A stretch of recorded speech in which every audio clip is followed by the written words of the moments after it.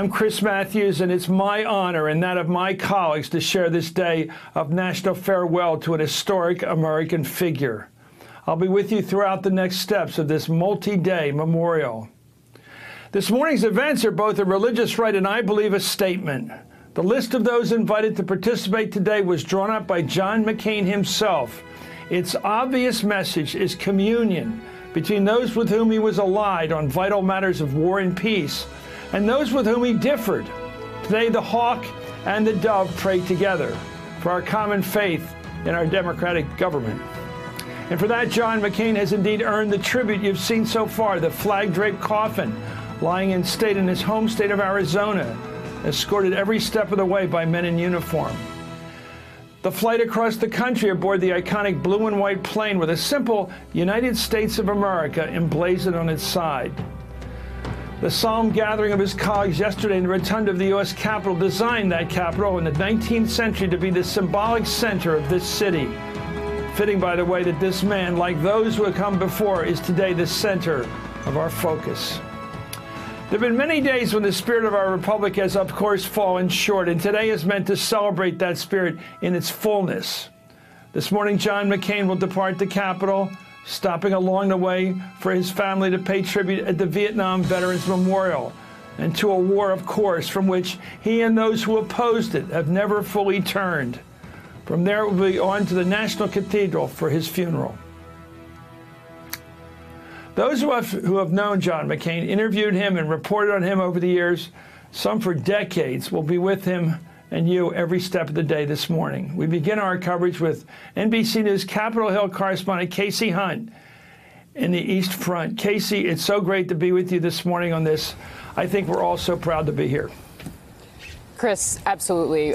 We are proud to be here. And while I didn't have the privilege of covering Senator John McCain's presidential campaigns, I did cover him for a decade here at the Capitol in the United States Senate. And it is not an overstatement to say that this place will simply never be the same again without him here. He was, and so many people have shared their remembrances, and those of us in the press in particular, he loved talking, yucking it up with the reporters in the hallways, on his campaign planes.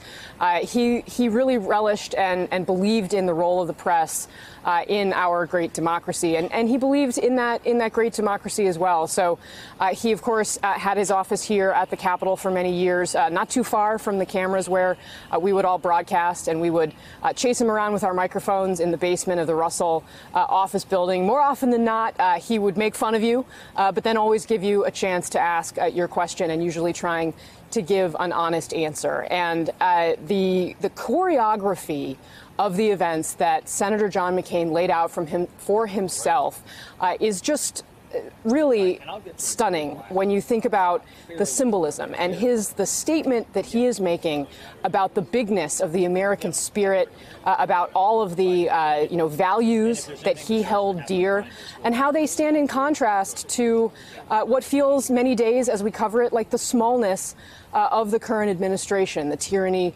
of the tweets. And John McCain, in his final message to Americans, is trying to show all of us what he believed the greatness of America could be. So in just a few minutes, the family is going to arrive here at the East Front of the Capitol, and you're going to see John McCain's casket come back down these steps behind me. It started pouring rain yesterday when we were here as he entered into the Capitol ahead of that ceremony in the Rotunda, and he has been lying in state ever since. There were thousands in line yesterday, members of the public who came to see him, to pay their respects. His casket was draped in the American flag. The wreaths were presented by all four bipartisan congressional leaders, and that was a break from protocol and really made its own statement. Senator McCain asked the Democratic leader, Chuck Schumer, with whom he was good friends, to join Mitch McConnell. Typically, it would simply be the leader of the Senate chamber that would undertake this honor. So they did it together, and then after that, the Speaker, Paul Ryan, actually called and invited Nancy Pelosi, the Democratic leader, to join him in placing the wreath from the House of Representatives. So all four of them were there making a bipartisan statement, something that, quite frankly, we have not seen very much of in this United States Congress in recent years. And John McCain was really the kind of lion who could cross party lines, who built friendships across party lines, and who, quite frankly, again, Chris, will be deeply missed here. It's a great frontline report on the personal relationship I think reporters like you, especially you, were able to have in that give and take of trying to get the information for people at home. Anyway, Senator McCain is the 31st person now to lie in state at the Capitol, getting the kind of send-off reserved for past presidents, of course, and public servants of his stature. And joining me right now from the National Cathedral is Andrea Mitchell, Chief Foreign Affairs Correspondent. Andrea, my friend, and also John Meacham's joining us, NBC News presidential historian. Thank you both. Each of you take a moment and talk about, can you explain why this is such a big deal to our republic this day? Andrea. Well, I think, first of all, it is so significant that John McCain feels like he is the last of a certain breed of senators, if you will, whom I covered in the 80s and 90s when I was on the Hill, and who worked together. And Joe Biden referenced that in his tribute in Arizona when he recalled how they used to sit next to each other, even though they were from opposite political parties, but they would choose to sit next to each other when the Senate floor would be active and they would not be really listening to debates. And so one day back in 1996, as on a Tuesday, they would break for their Tuesday lunches with their individual caucuses. Both Joe Biden and John McCain were individually rebuked by their party leaders for being seen sitting and chatting cozily on the C-SPAN cameras that were carrying this all live, and that it was not seemly for a Democrat and a Republican to be chatting so in such friendship on the Senate floor. And that was the moment that Joe Biden recalled, that he and his fellow senator began to feel that it was all changing. That's the time in the mid-90s when a lot of the great men and women whom I remember from the Senate in those days stepped down, decided not to run again in both political parties. And we lost so much of that culture. And John McCain seems now so unique and irreplaceable because there is no one really left in the Senate who is willing to stand up to party leaders, stand up to a president of his own party, speak out for what he believes, join with Dianne Feinstein to argue against torture and against what was called enhanced interrogation techniques, even at great cost to him because fellow POWs from Hanoi from those days turned against him. He lost some friends for a while for standing up to change the laws that were eventually changed. To go up against President Bush and others in the administration during the Iraq War. So there were so many moments along the way, going with Russ Feingold on campaign finance reform. This was a man who reached across party lines, and that is what is so significant about the tributes today.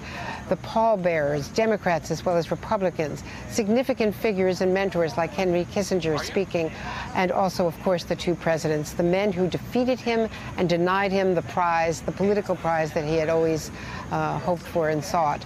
And for him to have made that decision and to reach out to Barack Obama and George W. Bush, men whom he did not always agree with or admire and whom he fought against politically, is so significant. And I think back, Chris, most notably the South Carolina primary in 2000, which is really what ended his hopes in 2000 after the success in New Hampshire.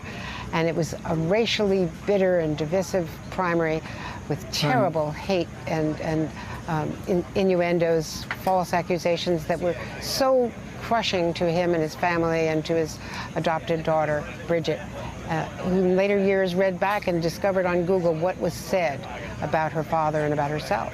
And so for him to reach out to the Bush people as well today is also to say, let's think about a better political future for all of us.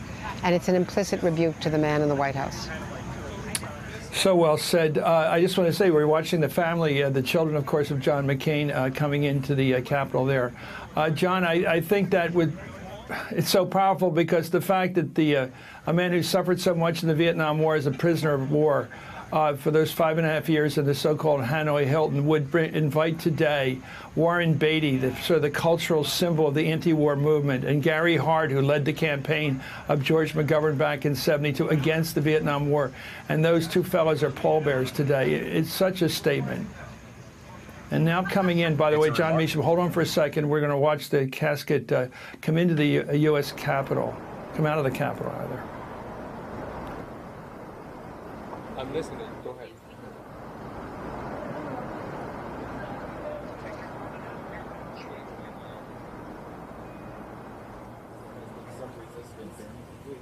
I'm not hearing anything in my ear anymore.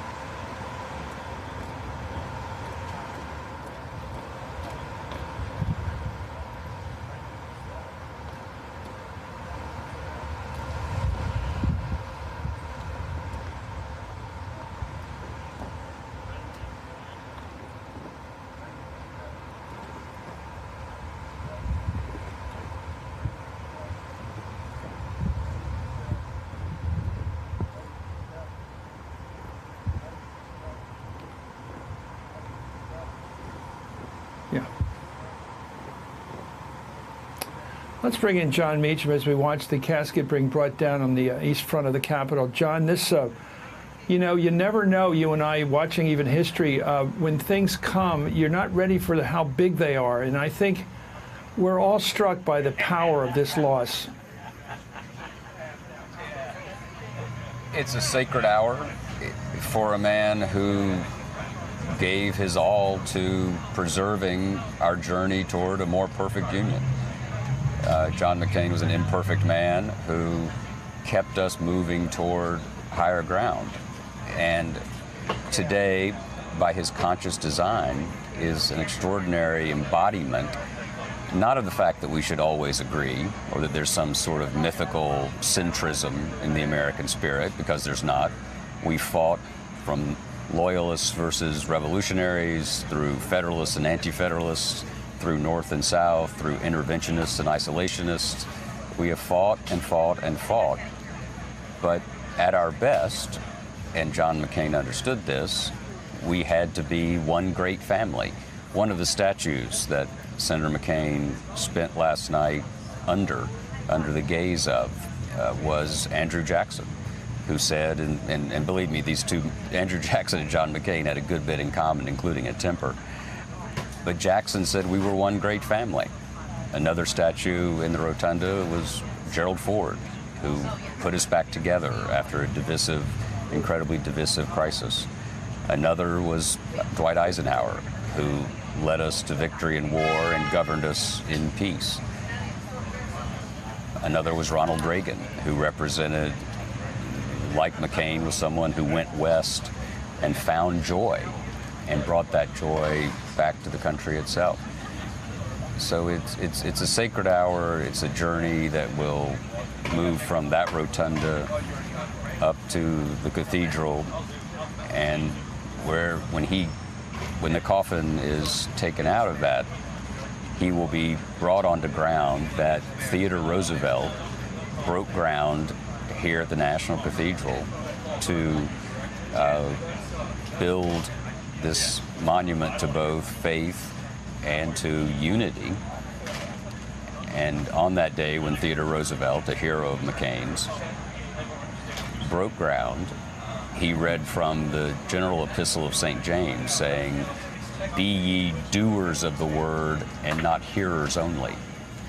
And it's very hard to imagine any other American of our time or of any other time who was as much a doer of the word as John McCain was. Steve Schmidt, I want to bring you in here, but I want to pay attention, of course, to the family here that Megan is crying, and we don't have Steve yet, but look at the family here. This is a human being.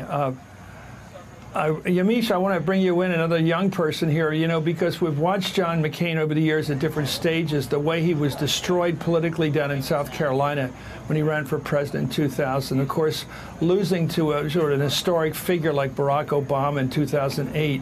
We've all been through these chapters, Yamiche. Let me go to Michael Steele. Let me go to Michael Steele. He's here with us. Michael, your thoughts, because you've been in politics through all this period of time as a moderate Republican, and you've seen this guy take the turmoil and the and pay the price of being in politics. He did, and what's interesting about the parallels between his life as a sailor and soldier and someone who you know, has been in harm's way in a camp where he was tortured, and the torturous path of politics. You know, he wore both of those as a badge of honor. It was part of what grounded him and what formed his character, and he's shared that with us, particularly in his later years, where he tried to help us see those connections. You mentioned the term real people. He tried to keep it real for real people in so many ways, Chris, and it was difficult in politics because he watched as politics retreated to the corners, retreated to the edges. It was no longer in the center ring where they would duke it out, where he and Ted Kennedy or you know, Chuck Schumer would go at it over a bill and sort of fight it out. That's why he called for regular order from one of his last great speeches from the Senate floor, to remind the members what is their purpose. Yes, this is tough. This is hard. Torture was hard.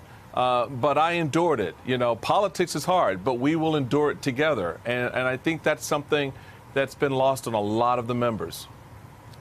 What did you think of the guest list today, Michael, when you saw Warren Beatty, who was such a symbol of Hollywood anti-war attitude and cultural attitudes towards American politics, and Gary Hart, who ran that campaign, them being invited to speak today, I mean, to be pallbearers. What did you make of that? I find it fascinating. I think, again, John McCain is forcing the country and his colleagues to take notice of what his life's work was about. It was not about isolating politics, like I said, into the corner, to the edges, but it was about reaching across and having people, you know, share in the moment. And so he has turned a lot of this moment over to his political rivals, over to those who were opposite him oftentimes. That is something that we've not seen in our politics. You know, you've heard Andrea and others talk about his relationship with Ted Kennedy, and they would, you know, were told they couldn't sit next to each other, and you know, people started to talk. You guys are spending too much time on the opposite side of the aisle. Well, here we are at his funeral, and he's had a lot of iconic voices, if you will, from the opposite side of the aisle come forward and speak on his behalf. Hey there, I'm Chris Hayes from MSNBC. Thanks for watching MSNBC on YouTube. If you want to keep up to date with the videos we're putting out, you can click subscribe just below me, or click over on this list to see lots of other great videos.